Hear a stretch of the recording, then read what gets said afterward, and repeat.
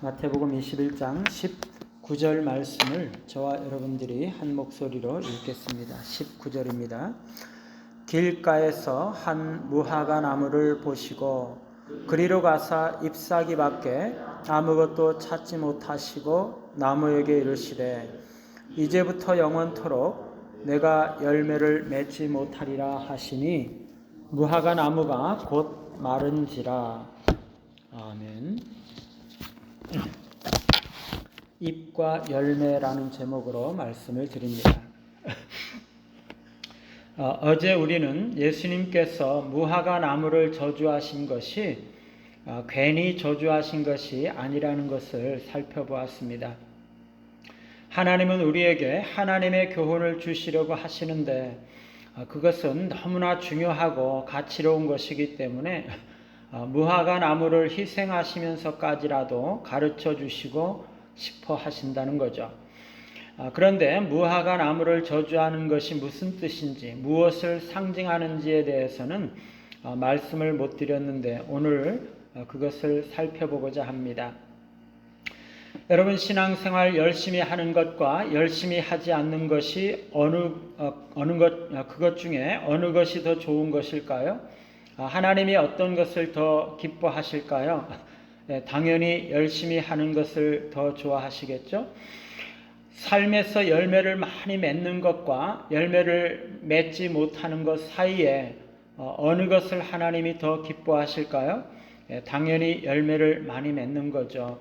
어린 아이들 같이 너무나 당연한 것을 물어봐서 너무나 죄송한데요. 그러면 신앙생활 열심히 하는데 열매가 없는 것과 신앙생활 열심히 안 하는데 열매가 없는 것 중에 어느 것이 더 좋은 것일까요? 무화과 나무가 저주를 받은 것은 잎은 무성한데 열매가 없어서였죠. 그러면 그것이 무엇을 상징하는 것입니까? 바로 앞에 나오는 성전 청결 기사에서 예수님은 심판자로 나타나고 있습니다. 예수님은 성전에서 장사하는 자들과 종교 지도자들에 대해서는 심판하시고 맹인과 같은 병자들과 어린 아기, 젖먹이들은 영접하시고 축복하시는 거죠. 오늘 본문에서도 마찬가지입니다. 열매는 없고 잎만 무성한 무화과 나무는 저주하시고 제자들은 수용하시고 믿음과 기도에 대해서 가르쳐 주십니다. 그리고 오늘 본문 다음 본문에서도 예수님은 대제사장들과 백성의 장로들과 같은 지도자들에 대해서는 책망하시고 반대로 세리들과 이 창녀들은 수용하시고 칭찬하십니다. 예수님은 두 아들의 비유를 말씀하시면서 종교 지도자들을 세리들과 창녀들과 대조하고 계십니다. 이 모든 본문 속에서 예수님은 심판자로 나타나고 계시죠. 성전을 청결케 하시는 일이나 무화과 나무를 저주하시는 일이나 종교 지도자들을 책망하시는 일은 모두 예수님의 심판 행위입니다.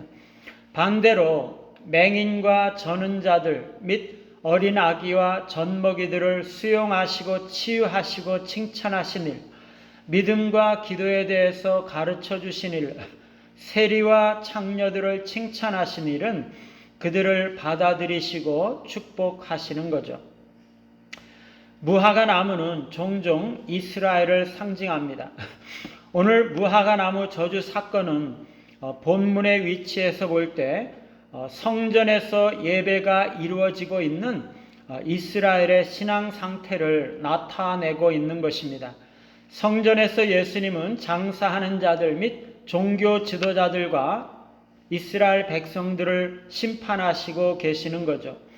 개인적인 이익, 세상적인 욕심, 재물의 유익을 얻기 위해서 종교적인 제도와 관습을 오용하는 것을 정죄하시는 거죠.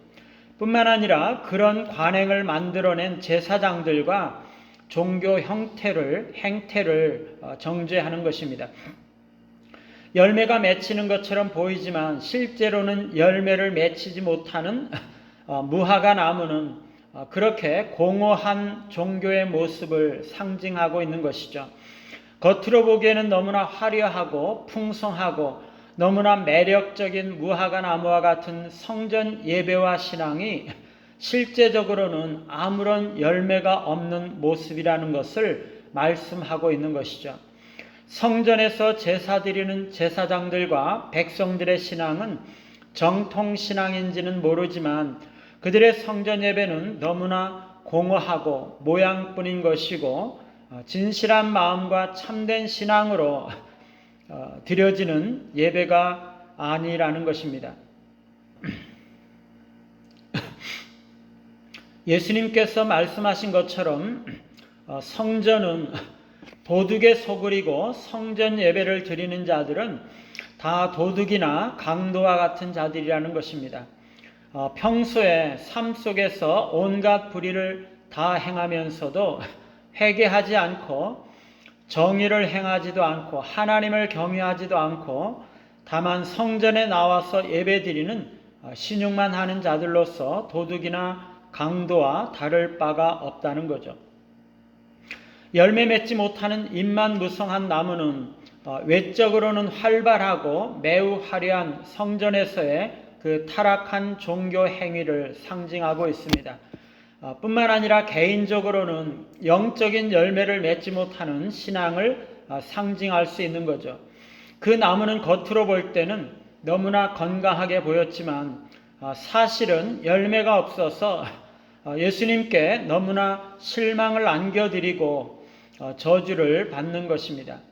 그것은 영적인 열매를 맺지 못하는 삶은 하나님의 뜻과는 일치하지 않고 하나님께서 기뻐하지 않으신다는 것을 보여주고 있습니다. 오늘날도 그렇게 열매는 없고 잎만 무성한 무화과 나무와 같은 신앙의 모습들이 있을 수가 있습니다. 여기서 무화과 나무의 무성한 잎사귀는 교회 출석이라든지 성경 지식이라든지 이런저런 종교 활동에 참석하는 것 등 신앙의 외적인 측면을 상징할 수가 있는 거죠. 그것이 풍성하다는 것입니다. 그러나 그러한 모든 외적인 신앙적인 장식들은 다 갖추고 있지만 참된 영적인 열매가 없는 삶을 살아갈 수가 있다는 것이죠. 주일 예배에 참석하고 다양한 교회 봉사와 사역에 깊이 관여하고 교회 행사에 참석은 하지만 교회 밖에서는 개인적인 기도나 헌신, 친절한 행동을 할 여유가 없다는 것입니다.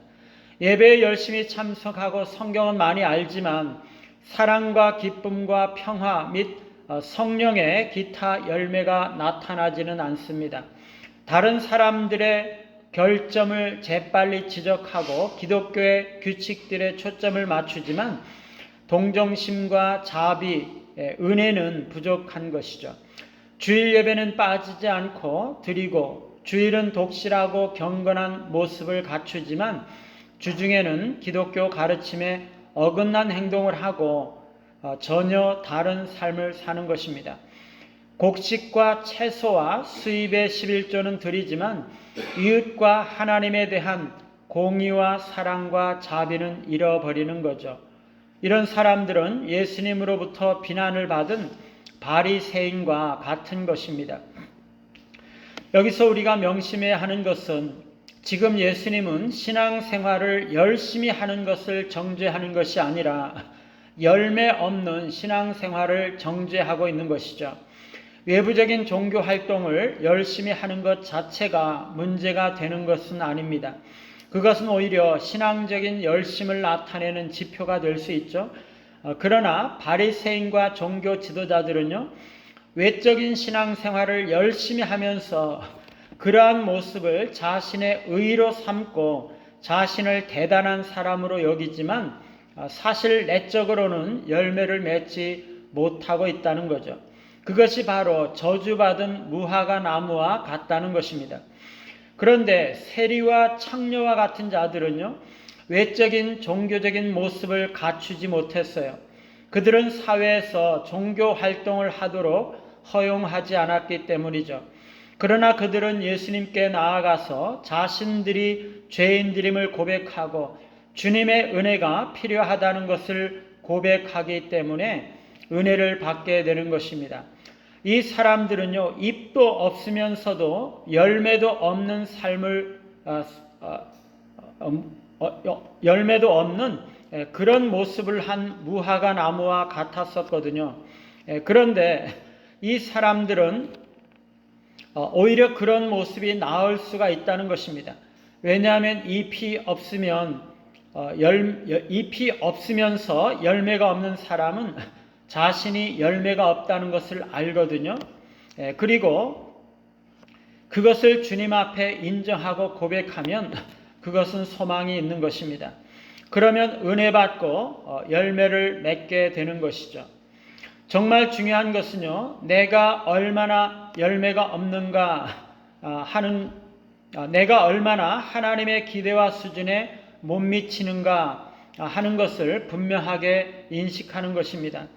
겉으로 드러난 잎사귀와 같은 것들로 자신을 평가하고 교만하게 목을 뻣뻣하게 세우는 것이 아니라 열매 없는 자신의 모습을 인해서 겸손하게 주님 앞에 나아가서 주님의 은혜가 필요하다는 것을 고백하는 것이 중요한 것입니다. 그러면 은혜가 임하는 것이죠. 내 스스로는 열매를 맺을 수 없음을 인식하시고 주님을 의지하면서 잎사귀를 많게 하려고 노력하며 잎사귀도 많고 열매도 많은 주님이 기뻐하시는 풍성한 신앙의 삶을 살아가시는 우리 모두가 되시기를 간절히 바랍니다. 463장입니다.